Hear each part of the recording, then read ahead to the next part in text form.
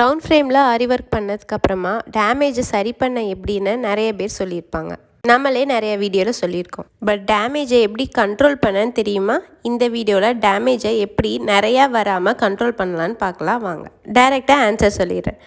நிறைய பேர் ஆரி ஒர்க் முடித்ததுக்கப்புறமா கிளாத்தை ரிமூவ் பண்ணுறதுக்கு இந்த ஸ்க்ரூவை லூஸ் பண்ணாமே கிளாத்தை ரிமூவ் பண்ணுவாங்க. அப்போ நீங்கள் ஏற்கனவே பண்ண கிளாத்தில் இருக்கிற லிட்டில் டேமேஜ் அது மேஜர் டேமேஜாக மாறிடும். என்னதான் நம்ம ரவுண்ட் ஃப்ரேமில் நாடா சுற்றி இருந்தாலும் நம்ம கிளாத்தை டைட் பண்ணுறதுக்காக புல் பண்ணுறப்ப நம்மளோட த்ரெட் அலைன்மெண்ட் கன்ஃபார்மாக மாறும். அந்த த்ரெட் அலைன்மெண்ட் தான் நம்மளுக்கு டேமேஜாக தெரியும்.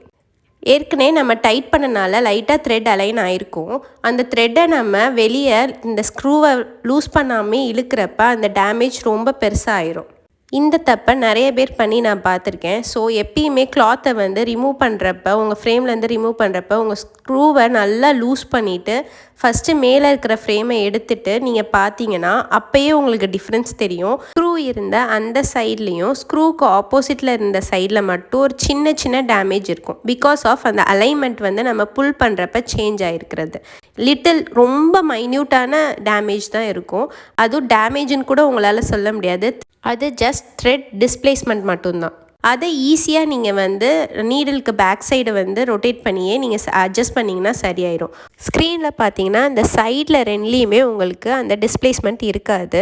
டாப்லேயும் பாட்டம்லேயும் மட்டும்தான் டிஸ்பிளேஸ்மெண்ட் இருக்கும். பாட்டமில் இப்போ அந்த டிஸ்பிளேஸ்மெண்ட் தெரியுது. சைட் ரெண்டுலேயுமே டிஸ்பிளேஸ்மெண்ட் இருக்காது. பாட்டம்லேயும் டாப்லேயும் மட்டும்தான் அந்த த்ரெட் டிஸ்பிளேஸ்மெண்ட் இருக்கும்.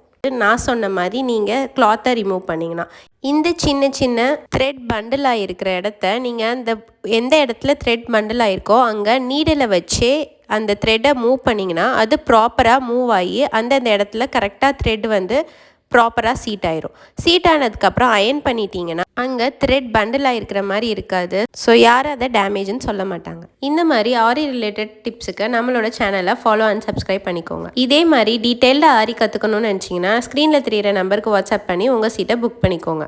ஆரியில் ப்ரைஸ் ஃபிக்ஸ் பண்ண ரொம்ப கஷ்டப்படுறீங்கன்னா நம்மளோட price fixing calculator just 49 rupees offer ப்ரைஸில் கொடுத்துட்ருக்கோம். வேணுன்றவங்க ஸ்க்ரீனில் தெரியிற நம்பருக்கு வாட்ஸ்அப் பண்ணி வாங்கிக்கோங்க.